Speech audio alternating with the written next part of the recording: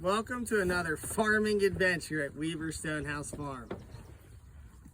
Pastures, rotational grazing, all good things that take time. And man, it has taken us years, time to get this sorted out and figured out.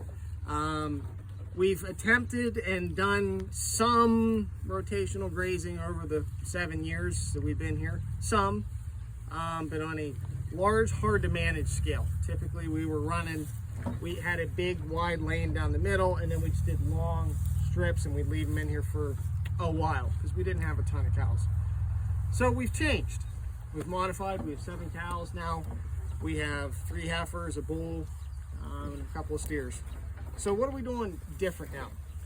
Okay, so we're taking the time this summer to set up T-posts and plant T-posts and measure everything out. 5 footers. To make these moves uniform going forward. So rather than just stringing our poly rope and our step-in posts every time, we have T-posts set up as our corners. So it's a stronger fence and it's easy. We aren't measuring out every single time. So in the long run... Let me talk about easy. Last night I was thrilled. My daughters came out here on their own and were able to go ahead and move the poly wire and get them moved into the next square by themselves. That is what you're striving to do. Kids can do it. Moved him last night. Okay, so what we're doing is we're laying out our paddocks. We're making a central lane in the middle. So that lane will be there until they eat both sides. Yay! So it's a lot of T-posts, and this first summer it's taking a lot of time to set up because we're out here with the measuring tape, measuring off, trying to make them somewhat uniform because we figured out how long they need to be in this. So roughly what size pasture they need to be in for one day. Harbor Freight, 330 feet reel, best thing in the world, helps you.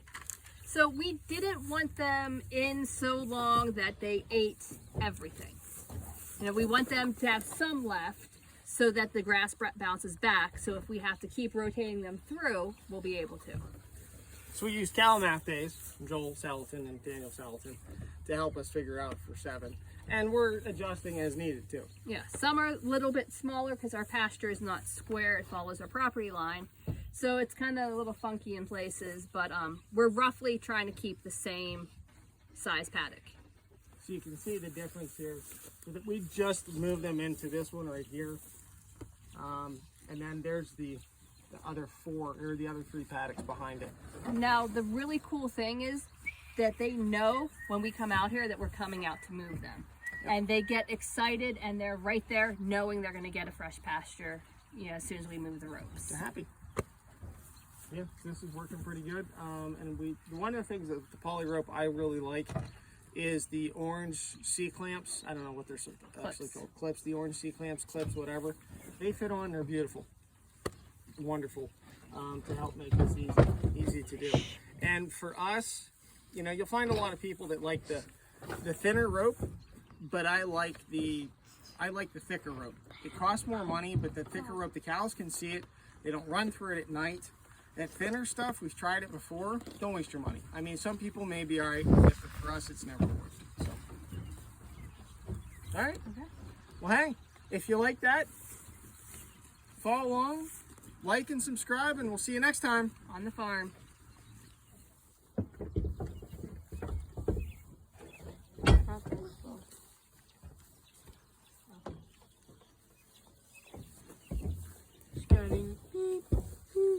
Yeah, so that's what it looks like.